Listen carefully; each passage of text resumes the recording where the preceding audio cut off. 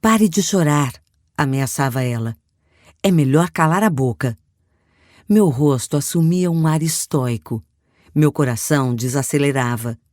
Eu mordia com força o lábio inferior para que nenhuma palavra escapasse da minha boca. Estou fazendo isso porque te amo. Repetia ela sua desculpa em meu ouvido. Quando criança, eu apanhava regularmente. À época, era aceitável que quem cuidasse de uma criança recorresse a castigos corporais para educá-la. Minha avó, Hattie May, era adepta dessa prática.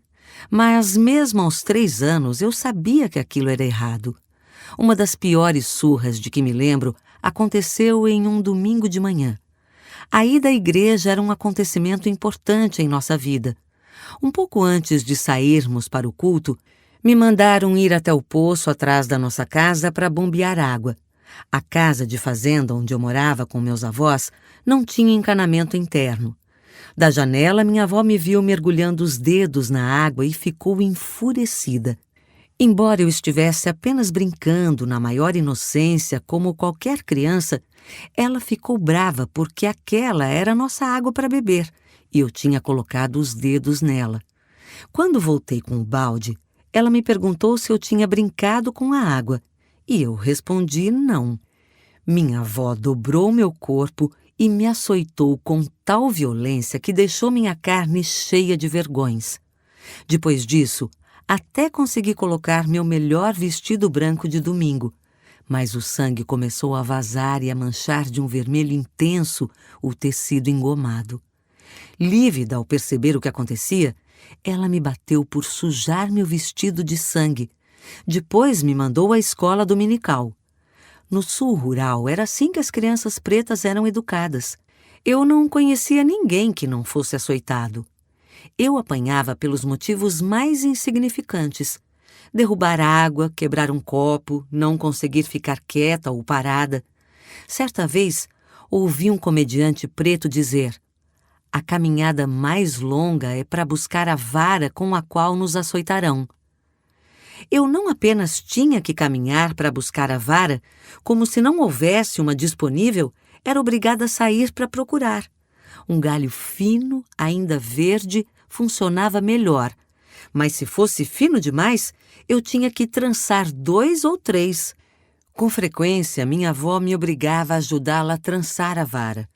Às vezes, as surras eram reservadas para o sábado à noite, quando eu tinha acabado de sair do banho e ainda estava nua. Depois, quando eu mal conseguia ficar em pé, ela dizia para eu desmanchar essa cara feia e começar a sorrir. Enterrar aquilo como se jamais tivesse acontecido.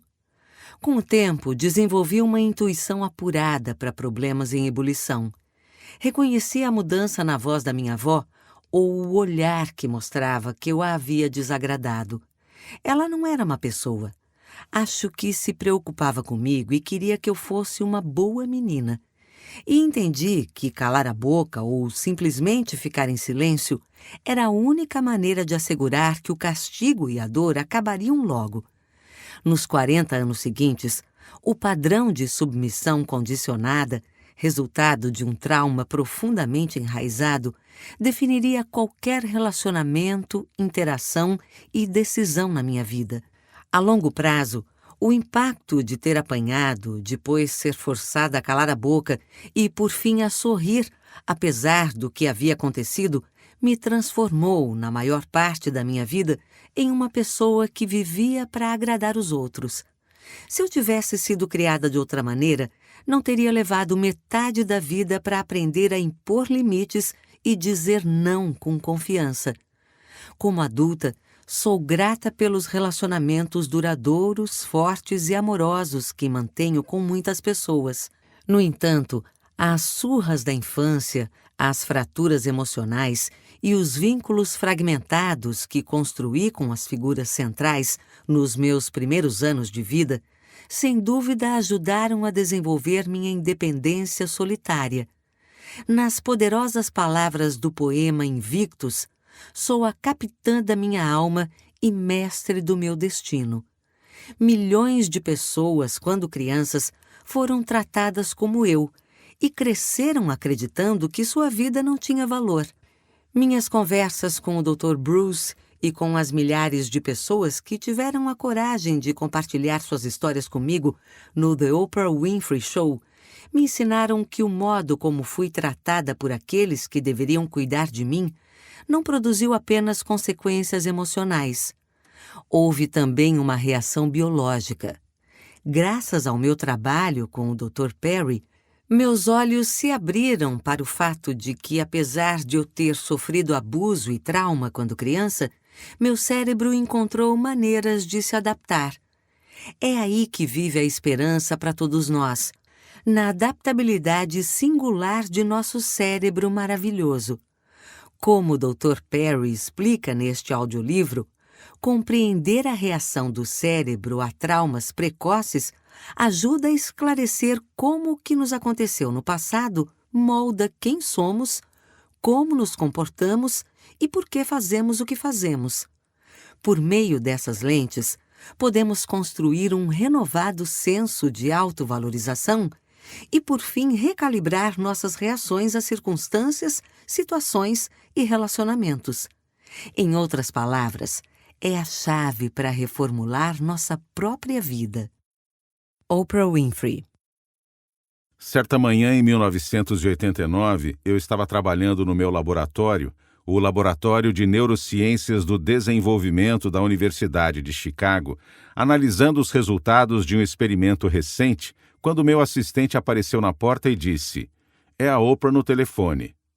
"Tudo bem, anote o recado." Eu tinha passado a noite toda escrevendo. Os resultados do experimento pareciam confusos. Não havia clima para brincadeiras. Ele sorriu. "Não, estou falando sério. É alguém da Harpo." Não havia um motivo possível para Oprah me telefonar. Eu era um jovem psiquiatra infantil estudando o impacto do estresse e do trauma no desenvolvimento. Apenas algumas pessoas tinham conhecimento do meu trabalho acadêmico e a maioria dos meus colegas na psiquiatria não levava em alta conta as neurociências nem os traumas infantis. O papel do trauma na saúde mental e física era algo inexplorado. Pensei que um dos meus amigos estivesse me passando um trote, mas atendi a ligação. "A senhora Winfrey está convocando um encontro de líderes nacionais na área de abuso infantil em Washington daqui a 2 semanas. Gostaríamos que o senhor comparecesse." Após mais explicações, ficou claro que muitas pessoas renomadas e consagradas participariam do encontro. Meu trabalho, estudar o impacto do trauma no desenvolvimento do cérebro, se perderia em meio a pontos de vista dominantes e mais aceitos politicamente. Recusei gentilmente.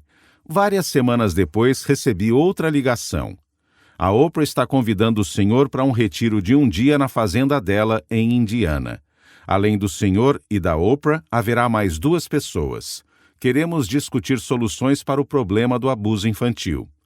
Dessa vez, com uma chance de oferecer uma contribuição mais significativa, aceitei. A voz predominante naquele dia foi a de Andrew Vax, autor e advogado especializado em representar crianças. Seu trabalho pioneiro ressaltou a necessidade de rastrear pedófilos conhecidos.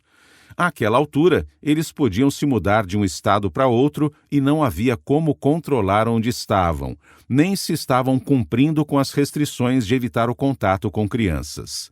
Nosso encontro de 1989 em Indiana levou ao esboço do National Child Protection Act, Lei Nacional de Proteção à Criança de 1991, que criou um banco de dados nacional de pedófilos condenados. Em 20 de dezembro de 1993, após 2 anos de argumentações, incluindo um depoimento ao Comitê Judiciário do Senado americano, o projeto Oprah foi transformado em lei. Aquele dia, em 1989, gerou muitos outros debates.